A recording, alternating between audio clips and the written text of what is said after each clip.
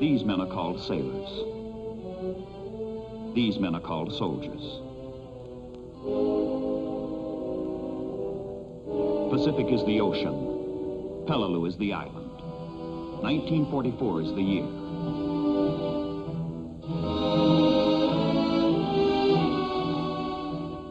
For everything, there is an appointed time.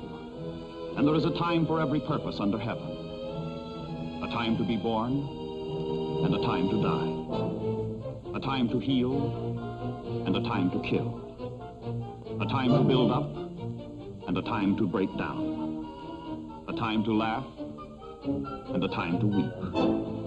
A time to dance, and a time to mourn. A time to seek, and a time to lose. A time to keep, and a time to cast away. A time to love, and a time to hate. A time for peace, and a time for war.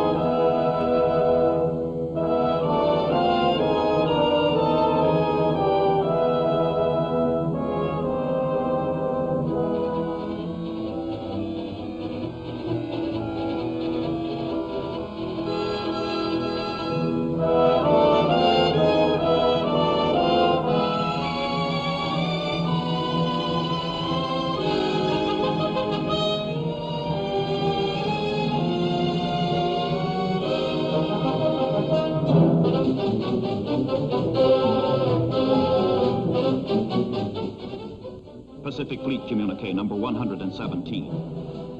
United States Army and Marine Assault Troops established beachheads in the Palau Islands on September 14th, west longitude date. That is what is announced. That is what the world knows. But it is no news to the men on Peleliu, where the true meaning of the official words is known to them, and to them only. Pacific Fleet Communique number 118. United States Marines made some additional gains against strong opposition on Peleliu Island.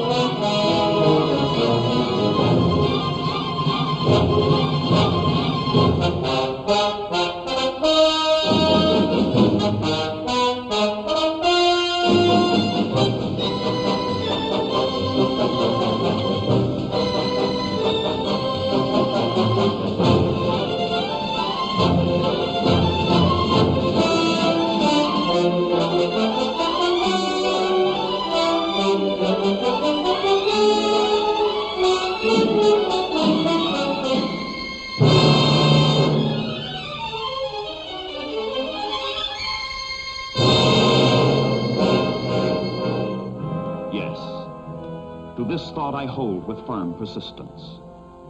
The last result of wisdom stamps it true. He only earns his freedom and existence, who daily conquers them anew.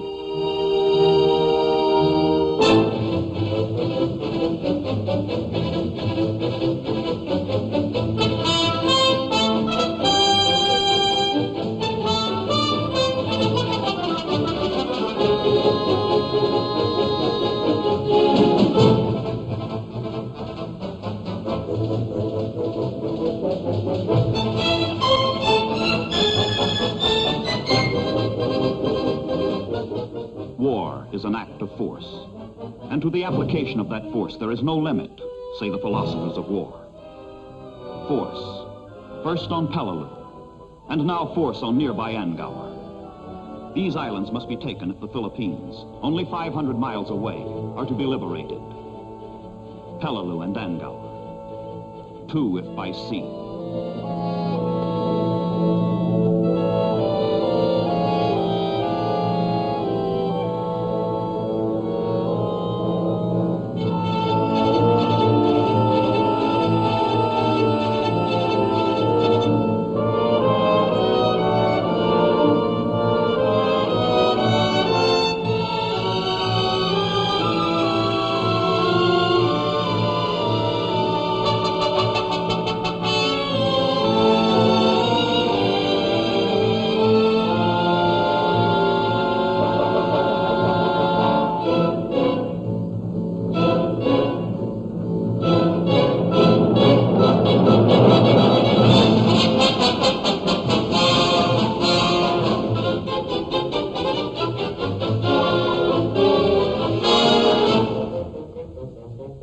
Pacific Fleet Communique number 120.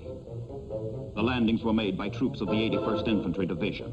All objectives have been gained against resistance, which so far has been relatively light.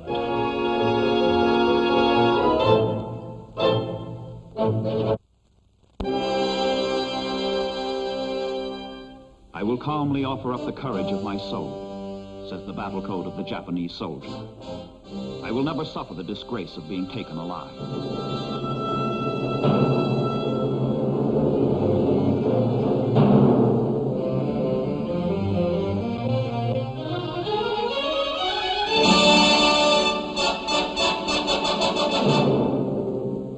Soldiers are citizens of death's gray land, drawing no dividends from time's tomorrows. In the great hour of destiny they stand, each with his feuds and the jealousies and sorrows. Soldiers are sworn for action. They must win some flaming, fatal climax with their lives. Soldiers are dreamers. When the guns begin, they think of firelit homes, clean beds and wives.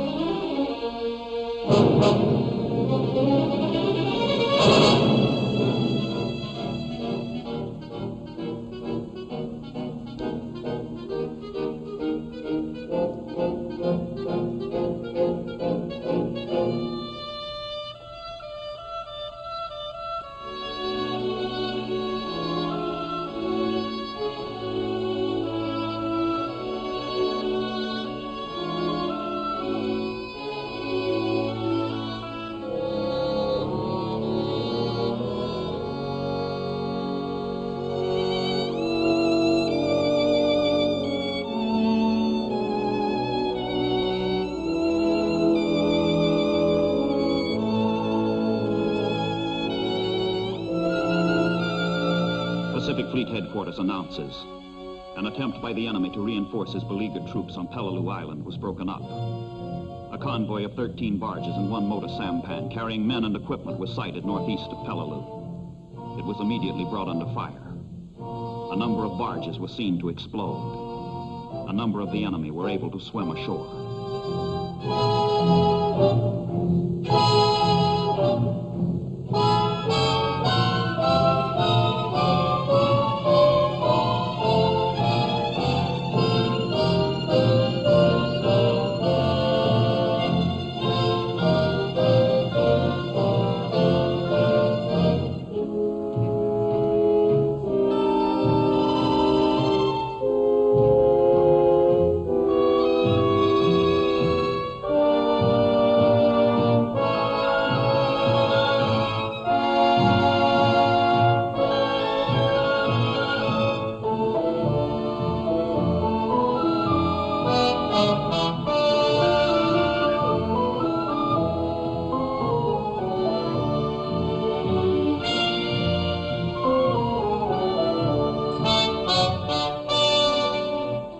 Pacific Fleet Communique number 126.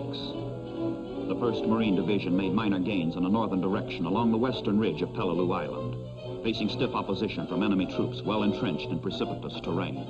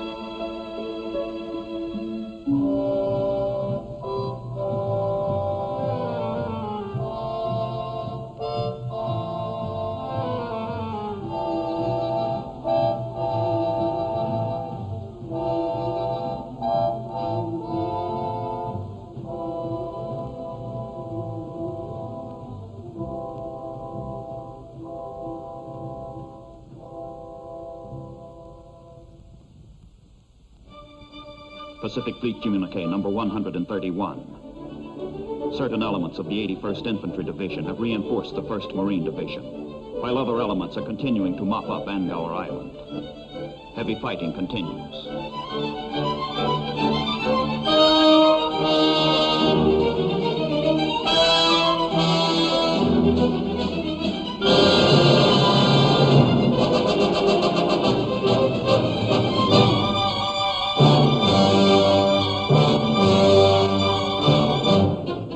Pacific Fleet Communique number 135.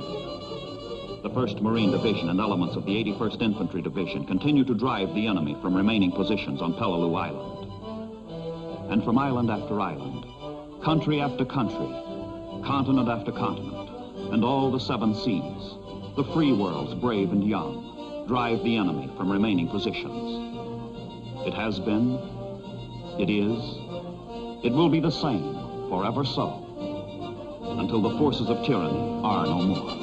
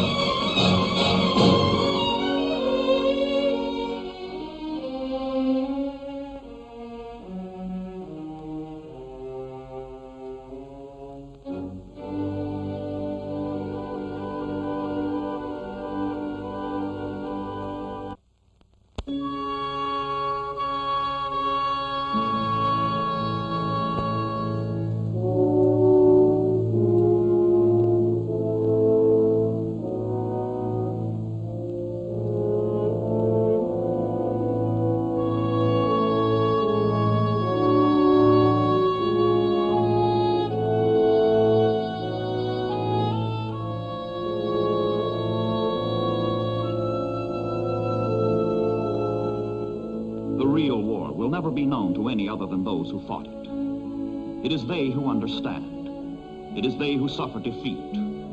It is they who conquer. These are the men into whose hands society has placed its means of survival today, its prayers for tomorrow. They have fought a good fight. They have finished their course. They have kept the faith.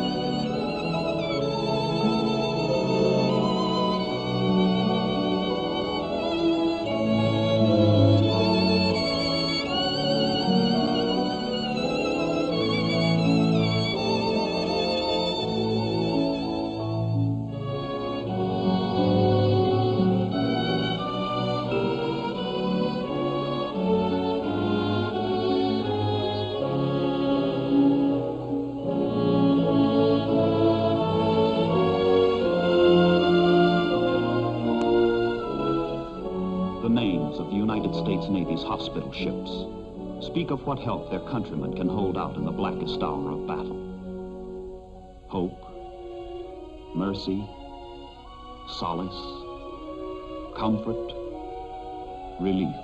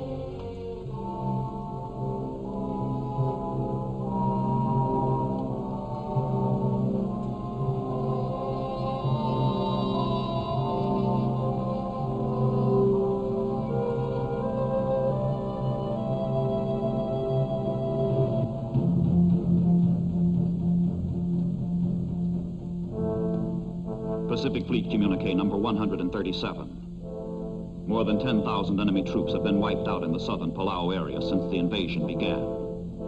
Elimination of the remnants of the Japanese defenders continues.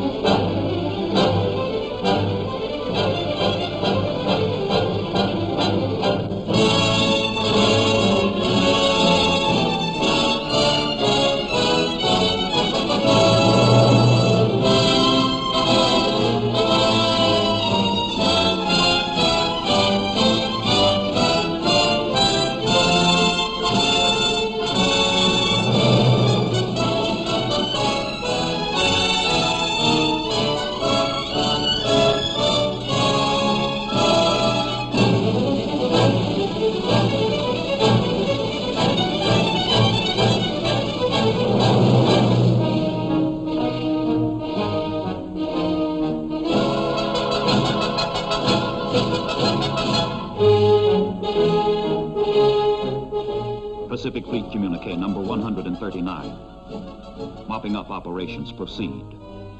The difficult work of routing out enemy troops from nearly inaccessible caves continues.